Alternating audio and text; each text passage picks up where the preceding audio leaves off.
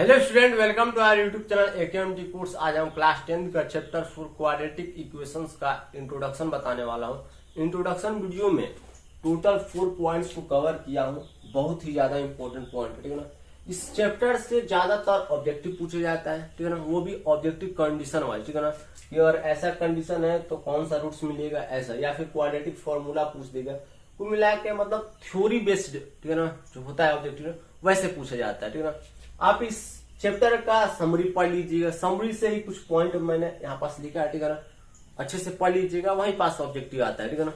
ज्यादातर ऑब्जेक्टिव वहीं पास आता है, ठीक है ना। इसमें कुछ सॉल्व करने वाला नहीं है, ना ही कोई एक ऐसा फॉर्मूला जिसको सॉल्व करके बताया जा सके। आपको याद करने वाला फॉर्मूला, ठीक है ना। तो यही 4 पॉइंट है जिसको हमने लिखा है, ठीक है ना। आप इसको याद कर लीजिएगा अच्छे से, ठीक है ना। टोटल 4 पॉइंट्स है, इसको मैं बारीकी तरीके से पढ़ूंगा और आपको समझा दूंगा, ठीक है ना। याद करना आपका काम है, समझाना मेरा काम है, ठीक है ना। तो आप इसको याद कर लीजिएगा, ऑब्जेक्टिव इससे आता है, ठीक है ना।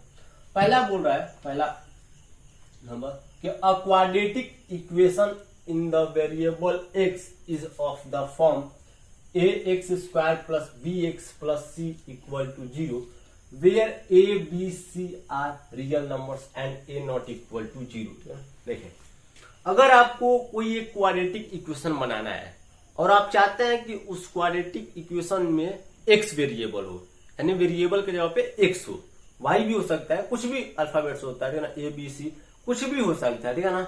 लेकिन अगर आप चाहते हैं कि x हो, ठीक है ना, तो जो क्वाड्रेटिक इक्वेशन बनेगा वो इस फॉर्म में बनेगा, ax² plus bx plus c equal to 0, ठीक है ना। यही आपका इक्वेशन हो, ठीक है ना। अगर आप चाहते हैं कि वेरिएबल y हो तो ay² plus by plus c equal to 0 हो, ठीक है ना। वेरिएबल आपके ऊपर है, ठीक है ना, ज्यादातर x के फॉर्म में होता है, ठीक है ना। तो यही आपका फॉर्मूला हो जाएगा, ठीक है ना। फॉर्मूला बोल दिया मैं गलती से, इक्वेशन हो जाएगा, ठीक है ना। क्वाड्रेटिक इक्वेशन का मतलब क्वाड्रेटिक इक्वेशन यही हो जाएगा, ठीक है ना। यहाँ पास आप देख सकते हैं ax² plus bx plus c, ठीक है। अब सवाल ये होता है कि x तो सही है, चलो हमने x के फॉर्म में बनाना था, x वेरिएबल लेना था, तो ये सही है। लेकिन ए बी सी क्या होगा, देखिए ए बी सी जो है वो रियल नंबर्स होता है, ठीक है ना। कोई भी नंबर्स हो सकता है। रियल नंबर्स क्या, जिसको हम लाइन पर रिप्रेजेंट कर सकते हैं, ठीक है ना, मतलब ग्राफ पर रिप्रेजेंट कर सकते हैं। जैसे 1 2 3 4 0 -1 सब हो सकता है, ठीक है ना। लेकिन 0 ये नहीं होना चाहिए।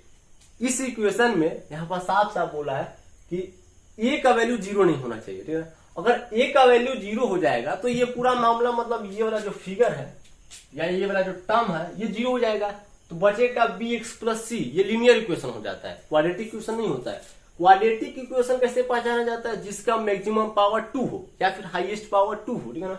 तो हाईएस्ट पावर 2 रहने के लिए a का वैल्यू कोई भी हो जाए, कोई सा भी रियल नंबर हो जाए, लेकिन 0 नहीं होना चाहिए। यहाँ पास इसीलिए दे दिया है कि a का वैल्यू 0 नहीं ही होना चाहिए, ठीक है ना। अगर 0 के इक्वल है तो ये क्वाड्रेटिक इक्वेशन ही होकर लीनियर इक्वेशन हो जाए, ठीक है ना। तो इसलिए a का वैल्यू 0 नहीं होना चाहिए और रियल नंबर होना चाहिए, मतलब कुछ भी नंबर हो जाएगा, -1 2 फलाना ढेकाना, कुछ भी रियल नंबर हो सकता है, ठीक है ना।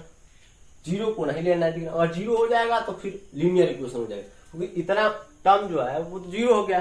तो bx plus c single variable अगर है तो लीनियर इक्वेशन हो जाएगा, ठीक है। तो पहला पॉइंट यही है कि अगर आपको इक्वेशन बनाना है, ठीक है ना, तो इसी तरह से आप बना सकते हैं। ध्यान देने वाली बात है कि a जो है वो 0 के इक्वल नहीं होना चाहिए, ठीक है ना। दूसरा पॉइंट ये है कि जो क्वाड्रेटिक इक्वेशन है, ठीक है ना, उसको आप सॉल्व कर सकते हैं कंप्लीटिंग द स्क्वायर मेथड से, ठीक है ना। कंप्लीटिंग द स्क्वायर मेथड से आप सॉल्व कर सकते हैं। अगर आप नहीं जानते हैं तो एक्सरसाइज 4.3 का जो क्वेश्चन नंबर 1 है, हमने वीडियो बनाया है, उस क्वेश्चन को आप देख लीजिएगा, ठीक है ना। वहां पास मैं अच्छे तरीके से बताया हूं कि कैसे सॉल्व किया जाता है, ठीक है ना। किसी का भी वीडियो देख लीजिएगा, यूट्यूब पर सर्च कीजिएगा, कोई भी चैनल हो देख लीजिएगा, आपको मालूम चल जाएगा कि कैसे सॉल्व किया जाता है, ठीक है ना। उसके बाद आपको मान लीजिए कोई क्वाड्रेटिक इक्वेशन है, जैसे यही बात क्वाड्रेटिक इक्वेशन है, इसको आपको फैक्टराइज करना है, ठीक है ना। तो आप फैक्टराइज कर सकते हैं। जैसे क्या होता है कि फैक्टराइज फॉर्मूले से भी किया जा सकता है, ठीक है ना, कंप्लीटिंग द मेथड स्क्वायर से भी किया जा सकता है। एक और तरीका होता है, वो होता है प्रोडक्ट ऑफ 2 लीनियर फैक्टर। इसका मतलब कहने का मतलब ये है कि देखिए ये जो टर्म है ना bx, इसको 2 पार्ट में ब्रेक करते हैं, ठीक है ना, 2 पार्ट में ब्रेक करते हैं और इस तरीके से ब्रेक करते हैं कि इसको जब हम कैलकुलेट करते हैं ना, कैलकुलेट ध्यान दीजिएगा, ठीक है ना, कैलकुलेट यानी प्लस माइनस जब करते हैं या फिर प्लस करते हैं, ठीक है ना, आपको मैं बताया प्लस माइनस आप प्लस से समझिए, ठीक है ना, जब इसको प्लस करते हैं ना, इस तरह से ब्रेक करते हैं, ब्रेक करने के बाद उसको प्लस करते हैं तो BXC आता है, ठीक है ना। लेकिन उसी को जब हम प्रोडक्ट करते हैं, जो दो पार्ट बना है उसी को जब हम प्रोडक्ट करते हैं तो वो इसका और इसका जो मल्टीपल है उससे इक्वल हो जाता है, ठीक है ना। तो इसका जो मल्टीपल होता है और इसका जो ब्रेक वाला पार्ट है उसको जब प्रोडक्ट करते हैं तो दोनों टर्म इक्वल हो जाता है, ठीक है ना। इन दोनों का मल्टीपल इक्वल टू इसका जो ब्रेक किया है उसका मल्टीपल, ठीक है ना, प्रोडक्ट वो इक्वल हो जाता है, ठीक है ना। तो उसी को बोल रहा है कि प्रोडक्ट, और उसके बाद कॉमन ले लेते हैं तो दो ऐसे बनता है। कॉमन लेने के बाद जैसे मान लीजिए कि x-1 आ गया एक ब्रैकेट में, x में आ गया x+1, ठीक है ना। तो क्या है, ये लीनियर पेयर है, अरे मतलब हाँ लीनियर फैक्टर है, ठीक है ना। ये क्या लीनियर फैक्टर, ठीक है ना, मतलब सिंगल वेरिएबल है ना, तो ये लीनियर फैक्टर के फॉर्म में है, दो फैक्टर बना, ठीक है ना। और ये दोनों प्रोडक्ट के फॉर्म में, ठीक है ना, ये इसके प्रोडक्ट में है, ये इसके प्रोडक्ट में, ठीक है। तो ये बोला है product of two linear factor, ये दोनों लीनियर फैक्टर है, इसी के फॉर्म में है। तो इस तरीके से आप कोई भी क्वाड्रेटिक इक्वेशन को फैक्टराइज कर सकते हैं, ठीक है ना। ये चीज आप जानते भी होंगे, क्लास 8 या 9 से पढ़ रहे होंगे, ठीक है ना। क्वेश्चन नंबर मतलब पॉइंट नंबर 2 कवर हो गया। अब थर्ड नंबर है क्वाड्रेटिक फॉर्मूला, ठीक है ना। क्वाड्रेटिक फॉर्मूला क्या होता है ये भी जान लेते हैं। देखिए, अगर आपको कोई क्वाड्रेटिक इक्वेशन, जैसे आप देख सकते हैं, इसका रूट्स बताना है, ठीक है ना, रूट्स, ठीक है ना, ये फॉर्मूला आप बता सकते हैं। मतलब इस फॉर्मूले से आप उस क्वाड्रेटिक इक्वेशन का रूट्स बता सकते हैं। ये फॉर्मूला ये होता है, लेकिन ये फॉर्मूला अप्लाई कब होता है, जब ये कंडीशन को सेटिस्फाई करे, ठीक है ना। फॉर्मूला ये होता है -b plus minus b² - 4ac/2, ठीक है। जब इस कंडीशन को सेटिस्फाई कर लेता है, ठीक है ना, ये इक्वेशन है, इस कंडीशन पर वो सेटिस्फाई हो जाता है, तभी ये फॉर्मूला अप्लाई होता है, वरना नहीं होता है, ठीक है ना। ये कंडीशन है b² - 4ac, आप चेक कर सकते हैं, जैसे b ये है -4 है, -4 a का वैल्यू ये मिलेगा, यहाँ पास मिलेगा, और c का वैल्यू यहाँ पास मिलेगा। चेक करेंगे, अगर वो 0 से बढ़ा देता है, ये जो b² - 4ac अगर 0 से बड़ा आता है या फिर 0 को इक्वल आता है, तभी इस फॉर्मूले को अप्लाई कीजिएगा, वरना मत कीजिए। लिख दीजिएगा कि इसका रूट्स नहीं निकलेगा, ठीक है ना। ये फॉर्मूला यही है, ठीक है ना, क्वाड्रेटिक फॉर्मूला।